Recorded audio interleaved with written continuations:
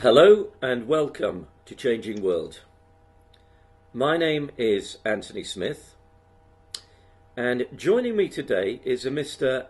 Arie Brish. Now, Arie is the CEO of a company by the name of CXO360.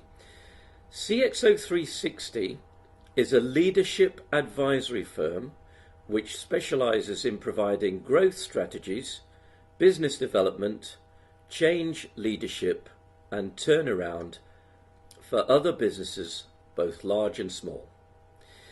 He is also the author of a best-selling book entitled Lay an Egg and Make Chicken Soup, which is described as a practical guide for the many moving parts and potential blind spots in commercializing new products and services. So, Arie, welcome to the show. Well, thanks for having me, Anthony. I really appreciate it. No, it's a pleasure. I'd like to start out, Arie, by asking you what exactly inspired you to write the book, and who exactly is it aimed for? Okay, good question. The story of this book is actually funny because I started to write, or I have been mentor for many entrepreneurs in the past several years, and have been myself involved personally in different new products and technology innovations. So I have been involved with hundreds of new products over the years.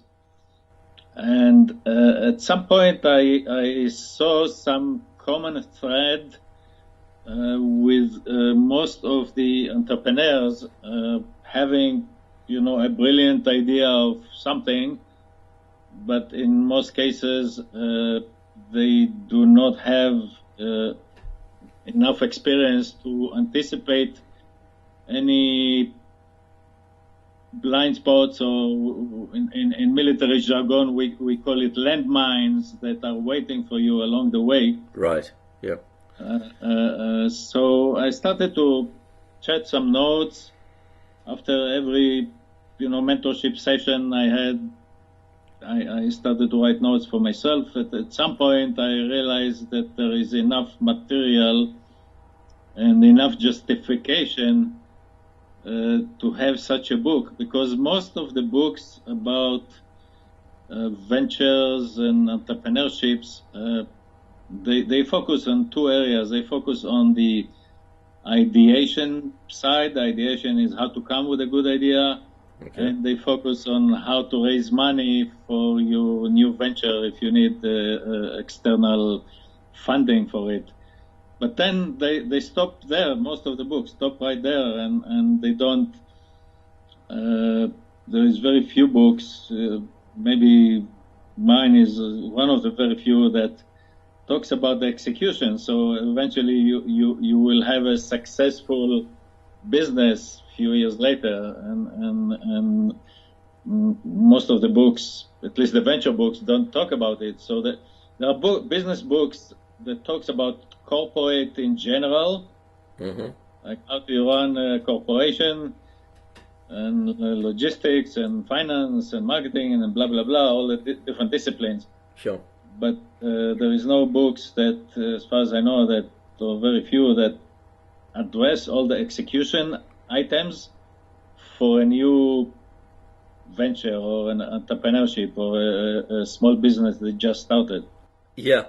Well, that's an important point, because statistically, of course, we know that most startup businesses fail for whatever reason, somewhere along the lines, whether it's to do with money, finance, or regulations, or various other things that can come along and trip up the business, and then it goes under. Exactly. So the structure of the book is almost like a checklist. By the way, the checklist itself is a free download on my website. All right. www.CXO360.net. Okay. You can download the checklist. What the book adds on top of the checklist, it gives you some analysis of each item in the checklist, and also gives you few examples for each item. So the structure of the book, each item you have to watch for, whether it's marketing, whether it's finance, whether it's logistics, intellectual property. There is like 20 something chapters. Each chapter talks about one discipline you have to pay attention to.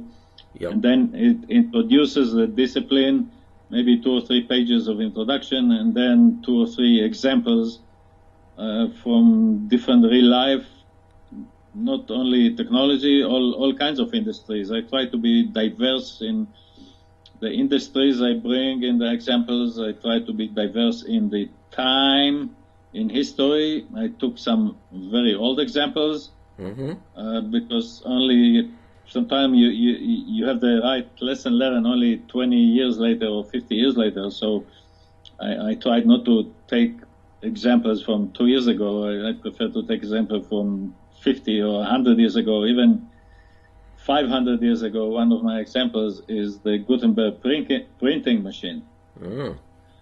So this is about the structure of the book. Yeah. So interestingly enough, I realized that I have a book I'm pregnant with a book only, 7 or 8 months into it. Even my family didn't know that I'm writing a book, because I didn't know that I'm writing a book. And right. So it was a long process of just coming to the realization that this is going to be a book. Yeah. Well, that's interesting how it sort of eventually dawned on you. It was almost like a building up, putting all the pieces together, and then one day, of course, it just all came together, I suppose. Yeah, right. So yeah, exactly as you said. So, I didn't write it in a sequential order. I wrote it as ideas came along. Jump from one discipline to another, and then I had to put together everything. And then my editor had to link all the different disciplines and different examples, because there was some connections. You talk about something in a finance chapter, but then you talk about kind of the same thing from a marketing angle. So my editor did a good job in linking between these different disciplines. That's good. Well, I have a few questions for you here, Arie, and Okay. just leading on from that, actually, I have a question for you now. Is in the book you make it clear that even if someone has a good idea, there are many hurdles which must be overcome in order to bring that idea to the marketplace. So what would you say are the most important considerations for someone who has a great idea but really no clear strategy for marketing that, for implementing it? What would you say to them?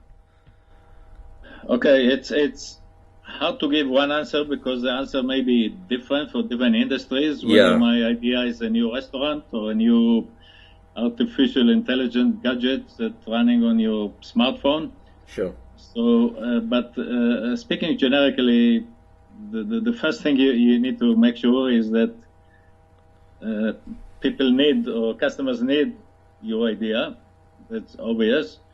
The second one, are they willing to pay? Maybe you have a great idea, but in order to make it a profitable business, you have to sell it for 100 euros, but then you need to make sure people will pay 100 euros for this. Maybe they love the idea, but they will pay only 20 euros for this. So somehow you need to test the market and the price point that you think you're going to charge, and make sure people will buy that. So that's another thing. Yep. And the list goes on and on. Competition is something people, sometimes they come up with a great idea. Yes, there is no competition because nobody else is doing something similar, but there is competition because whatever you're trying to do to solve somebody's problem with your new idea, maybe there are other solutions. Maybe many technology people think, okay, I have this great invention that doesn't have any competition because nobody else is doing the same thing. But guess what?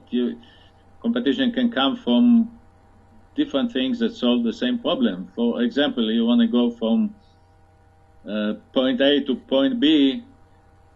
You can drive your own car, you can take the bus, you can fly, you can have a video call with the other person on point B. So there even a video call, that's a good example. A video call is a competition to transportation. Right. Now I don't have to fly to see you. We can talk. Exactly. Yeah. Video. So a video is a competition to the airline industry, for example. That's certainly if I need to meet somebody here in town, we'll meet over coffee in town. But if I need to meet somebody 10,000 miles away, a video is pretty good replacement for flying over, paying 2,000 euros to fly over and meet you over there. Yeah, and also there are extra benefits. Like, for example, it not only saves money, but it could save time.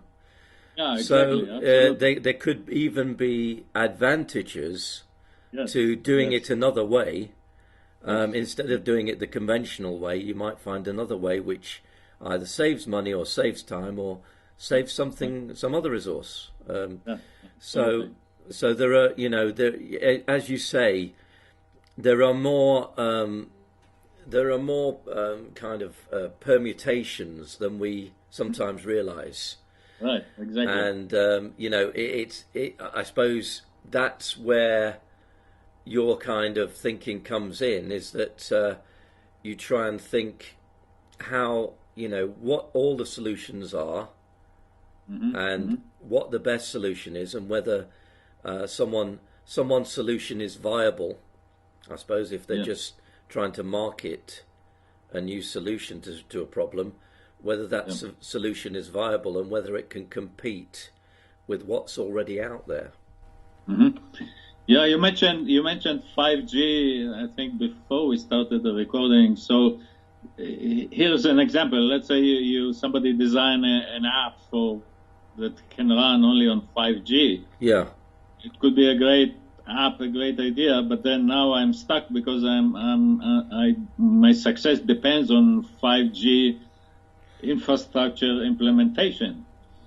And I've been through similar things. I was involved in the transition between 2G and 3G, and it never happened on time, and never happens at the cost you expect it to happen. I was involved in transition of local area networking between 1G and 2G. Here the G is gigabit per second, not generation like in the wireless. So the transition between 1 gigabit per second to 10 gigabit per second speed, once again, it always slower than you expect, and now your entire investment depends on somebody else's infrastructure progress or implementation. So the other, going back to your question, the other important thing is you have to look at the infrastructure or the ecosystem, map the ecosystem that is relevant and important for your business, and make sure that all the pieces in the ecosystem are ready for your new idea. Because otherwise, you slow down. In medical field, for example, is one good example. You can develop the best medical, pharmaceutical formula in the world, but now you have to wait for government approval, and that could take years. It could take years. Yeah.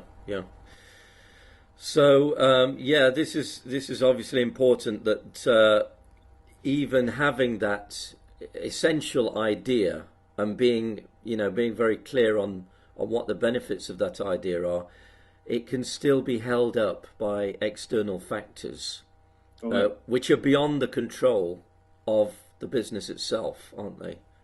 Quite often. So, that kind of leads on to another question I had. I mean, you make it clear that you draw on case studies, as you've already mentioned. You draw on case studies quite often for solutions, as well as your own individual experience, which you've built up over your career. So, could you provide a few examples of how these case studies, how they were instrumental in solving certain problems?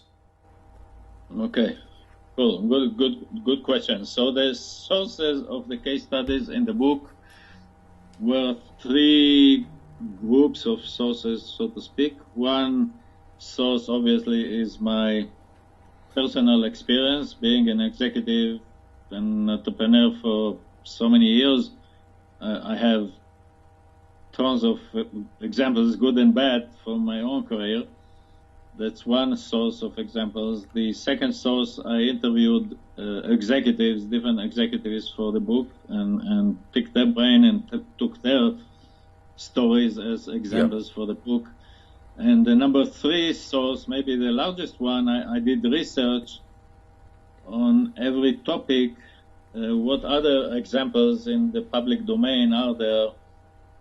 Because my personal experience is mostly in the industries I was involved, but the public domain information gives you examples from other industries, which I used a lot. I try to be very diverse as far as what industries I cover. Yeah.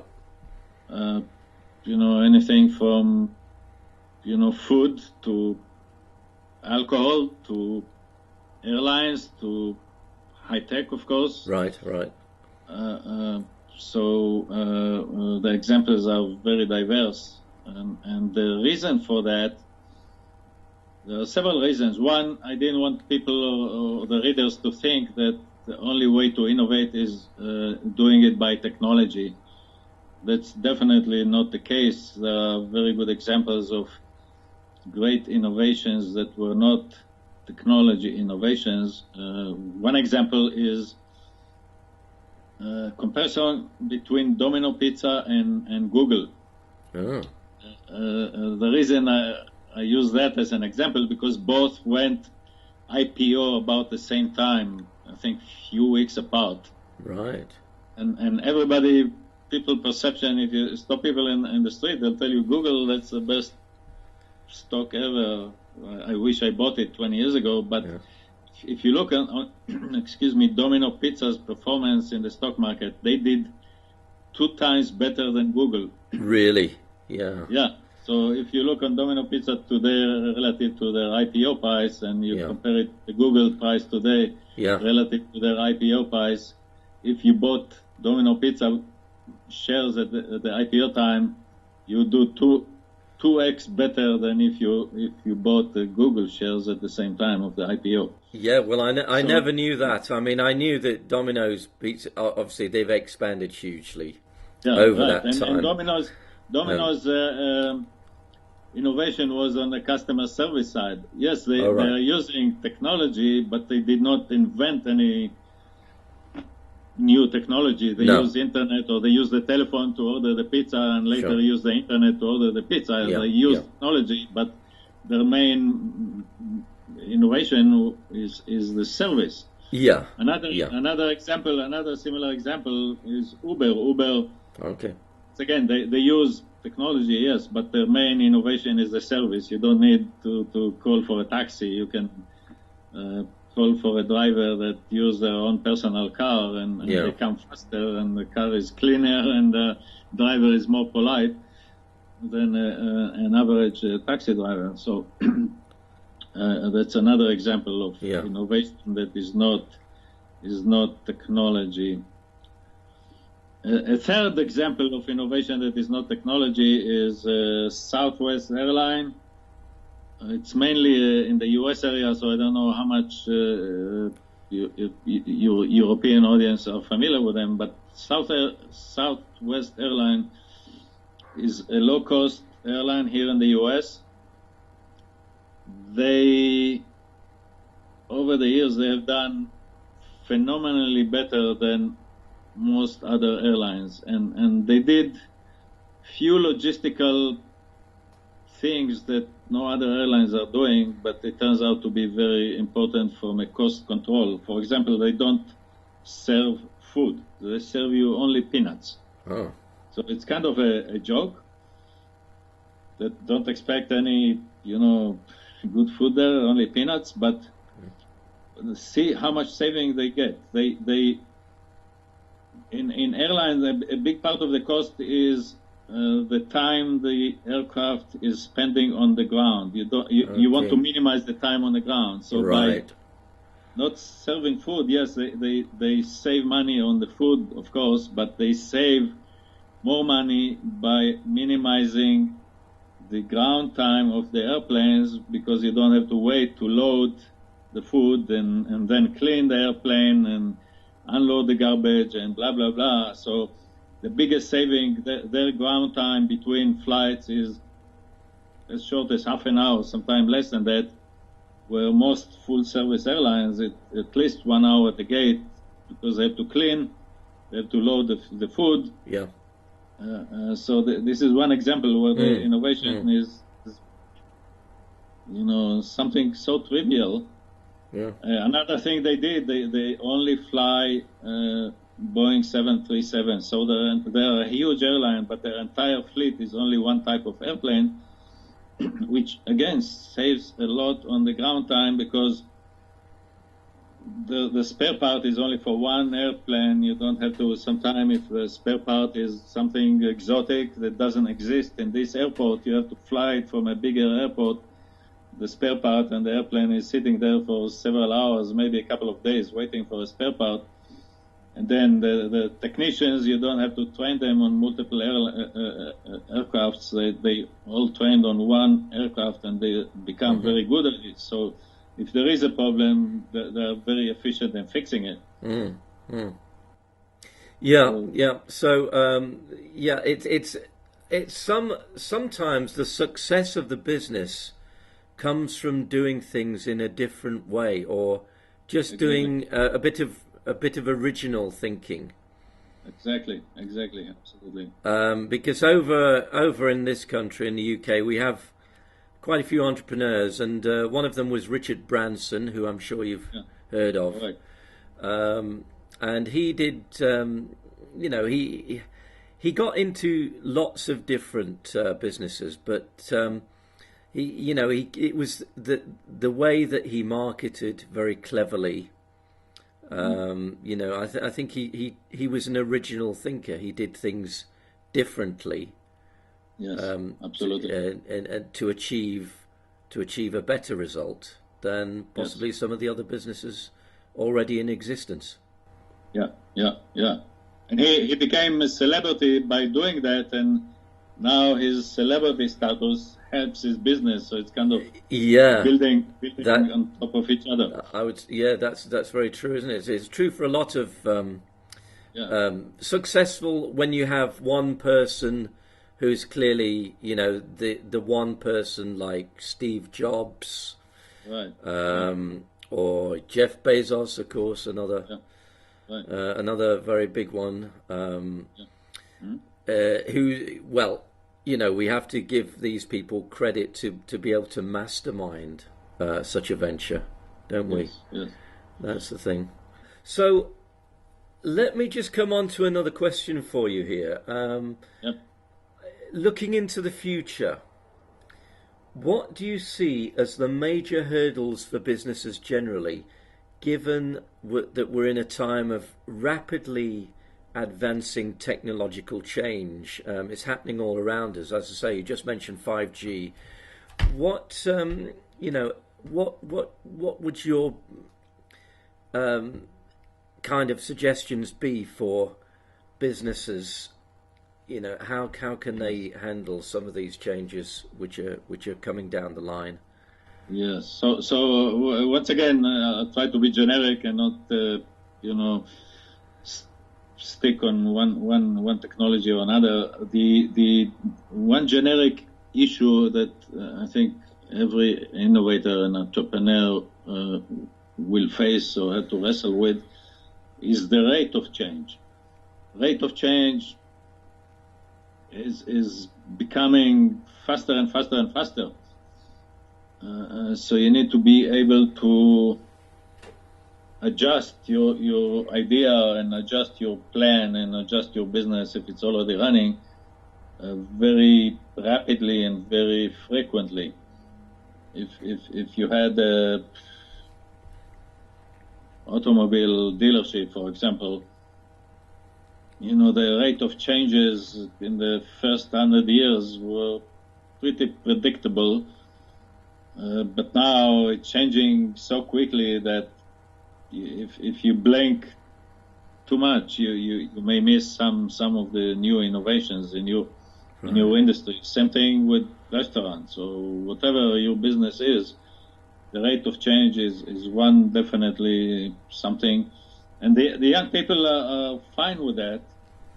You talk to millennials or Generation Z, they are fine with the rate of change. Actually, they will adopt a new paradigm immediately, very quickly, just because it's new. So that's another maybe positive thing for being an entrepreneur is if you come with some new idea, the young people will adopt it very quickly just because they like to play with new gadgets or new ideas, whether it's a new concept of a bar or it's a new concept of a hair salon or it's a new app on your telephone.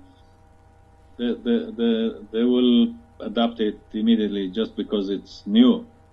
Yeah. So this is one thing that people need to pay attention. The other one is the increase in competition. There is in any industry, and there is a table in my book. I think I have it here in front of me. Let me try and open it compares, the amount of competition. Oh, here it is. Okay. It compares the amount of new product launches between 1980 and 1998. So it's not even today, it's 1998. And it talks about new type of cereals. In 1980, only 34 were introduced. In 1998, 192 were introduced. Really? They talk about dairy products. In 1980, only 26 different new dairy products were introduced. 1998, 255, almost 10 times more new products were introduced. And the list goes on and goes on and on with alcohol and coffee and, ice creams and everything you can think about. The amount of competition is increasing. So that's another thing you need to pay attention. And we talked about competition doesn't have to be exactly something that compete with you directly, but something that solve the same customer problem. Right. Yeah. Yeah. So these are generically the two different things. You can talk about forever about what 5G will bring to the table and what artificial intelligence will bring to the table and what the Internet of Things will bring to the table. Those are new technologies, and if we have the same conversation 5 years from now, it will be different new technology and different buzzwords. Yeah. Obviously, there's going to be some kind of technology coming which we can't yet imagine. Correct. Or it might relate to something that we see on science fiction. Yeah. I mean, for example, one example of that could be teleportation. I mean, who knows? Yeah. One day that could be possible to teleport like they do on Star Trek or something. These sorts of things could eventually become reality. Absolutely. We talked before about the video call replacing the need to fly and visit you in the UK, and if you extrapolate from that, you can do a virtual reality call where we'll talk to each other and we will feel like we are in the same room and sitting Yeah, across the same table. that is virtually possible because they put these headsets Yeah, on, and exactly. your perception is that you're in that room with that person. Yeah, exactly. So And what will it do to society? I mean, as far as relationships in the family, as far as dating, as far as marriage, think about virtual marriage. You can be married with virtual reality to somebody on the other side of the world for 20 years. well, that makes you wonder, doesn't it? Because today is Valentine's Day, so we have to. Yeah. Yeah. Yeah, that certainly makes you wonder. I mean, what's going to be possible in the future? It's kind of exciting, but it's also a bit scary, isn't it? Of Yeah. what may be possible.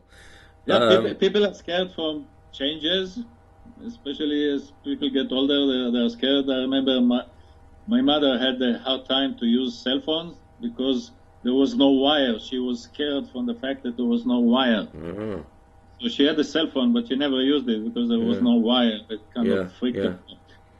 Yeah. So yeah, definitely, people, and younger people are doing very better in that respect because they love the new idea. If there is something with no wire, or whatever the change is, they will take it just to experience. Yeah, it's a kind of that is an important factor. As we get older, we become kind of more set in our ways, don't we?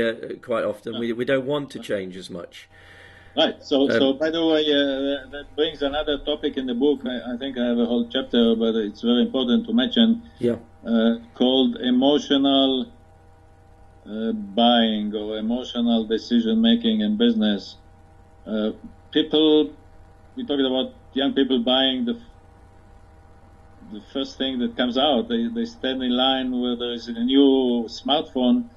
They'll stand in line, from the night before to be the first one to buy it, so they can come back to the office and show their friends that they have the latest and greatest. This is an emotional buying decision. They don't need it. They can use the same phone for another 3 years, but they will stand in line all night long to get themselves the latest phone.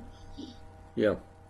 Yeah, that's I suppose that happens quite a bit with technological things, because it's always the question of the latest. It's rather like having the latest computer, isn't it? You want the fastest one with the fastest processor in it, or something like that. It's a similar idea. So yeah, that's an important point, that people do buy on emotion, and they don't always buy just because of some kind of scientific reason or some kind of logical reason. It's a lot of it is based on emotion, as you say. Right, the buying, or sometimes they're not buying. Sometimes they will refuse to buy because of an unrelated emotional thing. I'll give you an example. In one of my cases, I don't remember. I don't think I put it in the book. I did some business development for a client, and one of the customers that I spoke to said, bluntly, they love the idea, but he's now obligated to pick up his kid from school at 3 p.m. in the afternoon, so he doesn't have time to evaluate a new idea, because every time you integrate a new gadget into your office, it takes some extra time because of learning curve. You're not used to it and whatever, so he's not willing to give the extra time because he needs to pick up his kids from school. That's a emotional reason to not buy this new gadget that I offered to him. It had nothing to do with the new gadget. It had to do with the fact that he has some family obligation. Yeah. Well, again, people react emotionally to things, and it may not even be that rational, the decision, but it's a decision that they've made, and that's fair enough. It's their decision at the end of the day. Their decision is their decision, isn't it? Mm-hmm. So anyway, I'll just come on to this other question, which is kind of, it does follow on from what we've been talking about, actually. And that is, what would be your advice to any business which is just starting out right now in the present day? Okay, so we talked about the challenges that a new business today has relative to a new business if you started 20 or 50 years ago. I'll give you an example. The short answer is pay attention to the execution. What do you need for this to be a successful venture? And once again, it doesn't have to be a technology. It could be any new service, hair salon, whatever it is. So go to my website, download the checklist, and go item by item and see what you need to do. Some items may be less relevant if you're a hair salon and more relevant if you are, a health service of some sort. But I'll give you an example from, again, I like very old examples. So who invented the light bulb? Many people relate to light bulb as the ultimate invention. If you ask around, people will tell you Thomas Edison did. Right. But that's not the right answer. Really? The person that really had the first light bulb working in the lab is your countryman, a guy by the name Sir Humphrey Davy. Oh. He had the first light bulb 70 years before Thomas Edison. The problem is, Mr. Davy was a scientist. All he cared about is prove that you can create light by running electricity through some kind of material, and then he stopped. Okay. And his light bulb lasted only for a few minutes, and then it burned out. Yeah. What Thomas Edison did, he did thousands of experiments to find the exact filament, the right material you need, so it doesn't burn too quickly. It will last for, few months. And he experimented in what type of gas you need to put in the bulb so it doesn't feed the filament, doesn't cause any filament burn off. So Thomas Edison is the one that is credited for inventing, but he's not the original inventor. He did all the details that you need to do to succeed, to make it a commercial success. Right. There is another thing that he did that is very important, and that's something everybody needs to pay attention when you start a new business. Okay, now we have this light bulb, but there is no electricity infrastructure because it never existed before. So he started a company, a utility company that will bring electricity to homes and offices, because his light bulb invention is worthless if there is no electricity connected to the house. So he invested a lot in delivering the electricity to the different buildings. So pay attention to the infrastructure. If the infrastructure is not ready, maybe part of your new business needs to make sure that you make the infrastructure. Going back to our discussion about 5G, Yep. You can have the best idea in the world, and it depends only on 5G. You either need to raise another gazillion dollars to accelerate 5G, or just take into account that you have to wait for 5G, and guess what? Based on history, it will be 2 or 3 years later than most people expect it to be. Mm-hmm. Well, yes, again, these things, businesses sometimes have to do estimates, and I suppose they can sometimes get it wrong. Yeah, can't they? Yeah. So, again, that's something that you can't always foresee, no matter no matter how far you might go. There are, as you say, there's always going to be some unforeseen circumstances. So that brings another thing, another chapter in the book, which is risk analysis and risk mitigation. Experience shows that things that can go wrong are likely to go wrong. So every time somebody comes with a new idea to investors do this exercise all the time, evaluating the risks. So you come with a business plan, and then they say, okay, let's see what happens if the R&D will be, over budget by 30%, or what if the market will not be ready at the time you plan to have it ready, but only 2 years later, or what if your cost will be twice as much as you think it is, and blah, blah, blah. So they do all these analysis, and they want to see that your business idea survive all these bad situations, because sure enough, at least one bad thing will happen along the way. Sometimes, often, 2 or 3 bad things will happen. So you need to be prepared. Your business plan needs to be able to sustain some of these bad things, because some of them will happen. Yeah. That's it's you. Sometimes you could just roll a dice and say, what is going to happen in the future, because we genuinely, there's a limit to how far we can predict things, isn't there? Oh. Yeah.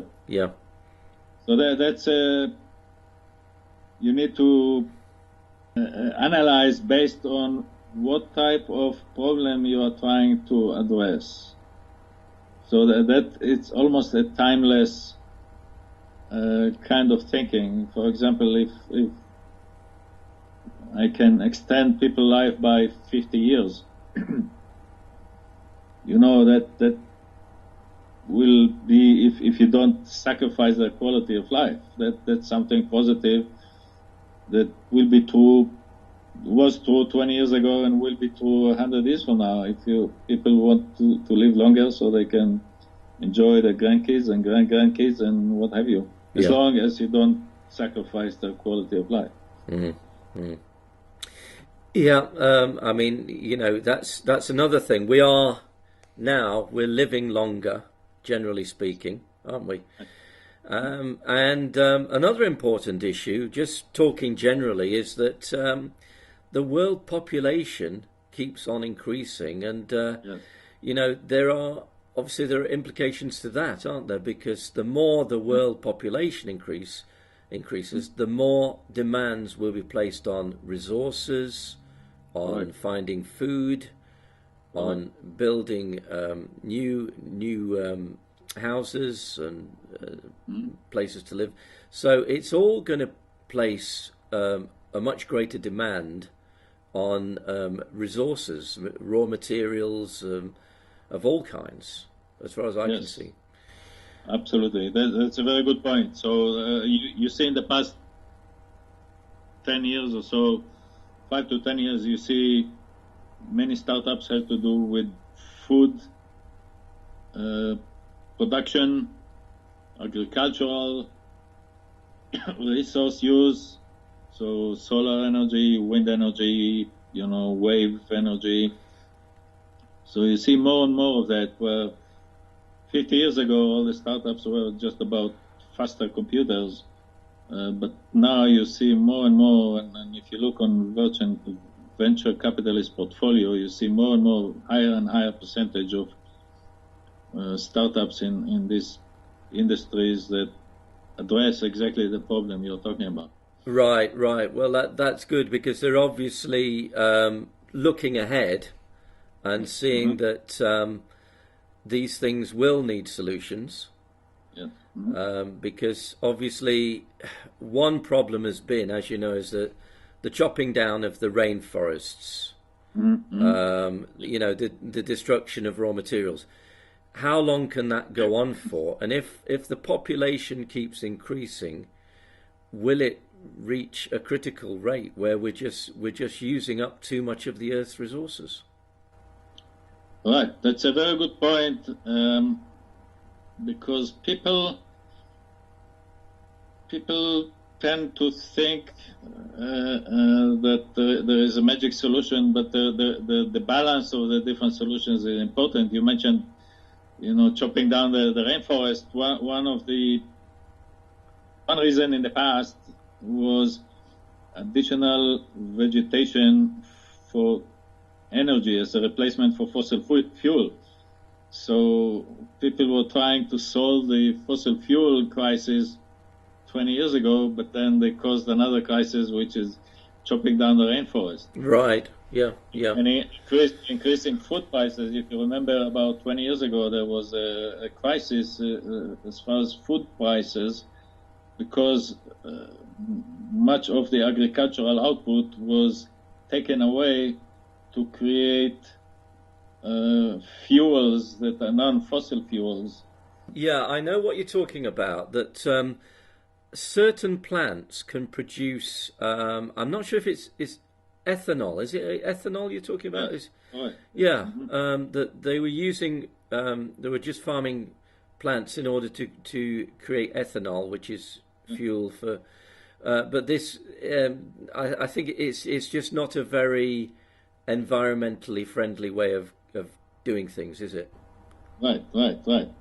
So we started to get philosophical. The best, and none of the energy sources is 100% environmentally friendly. Even solar, even wind energy. Right. They all have some environmental side effects. So if you take an extreme example, the entire energy in the world will come from wind energy. It has environmental implications. You'll have the wind towers all over the place. Yeah. They interfere with, birds' migrations. They interfere with, bats.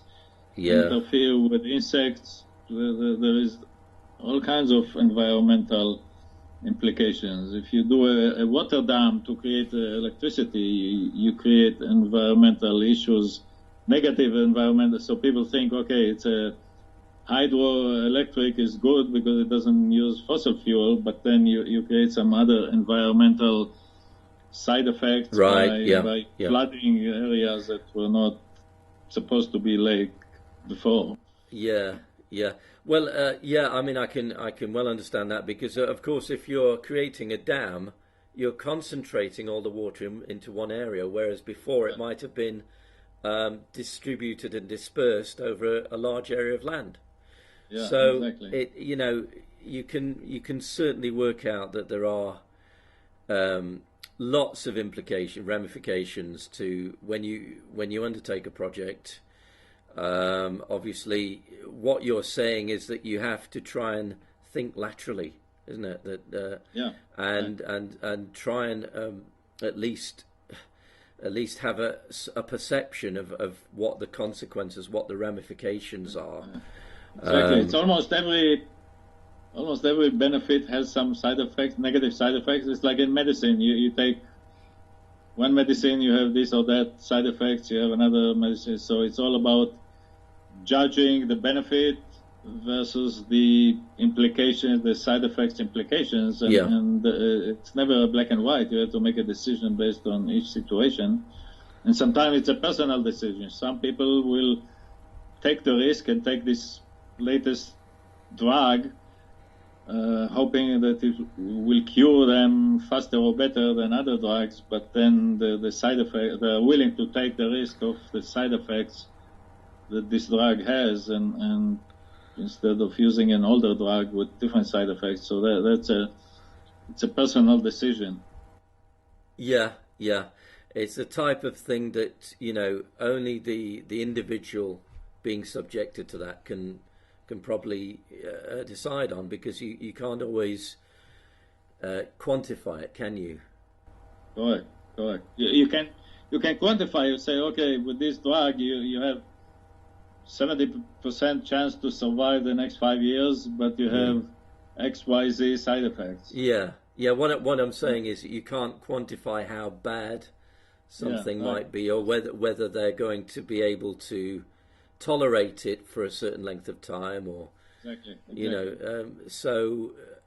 These things are it's not something you can just say is black and white. It's shades of grey. at the end of the day, definitely. Isn't it? Shades of grey. Yes. Yeah, yeah. So, Arie, is there anything else you'd like to add to what we've been talking about, what we've covered so far? No, so I would like that to repeat what we talked. Go to my website to download the checklist, and the website is www.CXO360.net. Okay.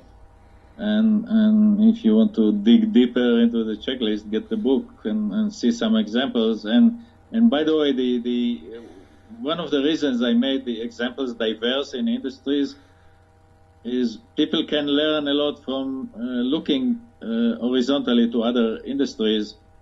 Most people spend their career in one industry, so they are not open, or they haven't exposed themselves to ideas that exist in other industries. Right. And sometimes you have this, let's say you're running a hospital and you have some logistical issue that maybe an airline solved 15 years ago, a similar logistical issue in an airline. If you open your mind to talk to another airline or another hotel chain or whatever and look for similar problems, how they did solve it, and that will be a good lesson learned. So that's why I took the strategy in the book to have, I think, 30 different industries in the different case studies I have in the book.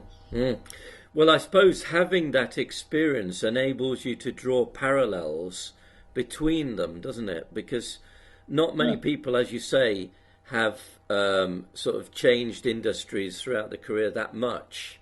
So, for someone like yourself, I suppose, does that give you an insight into certain parallels that you find within different industries? Correct. I was blessed to expose myself to different industries, but there's so much you can do in a lifetime. So many of the examples are, things that I haven't done myself, but right.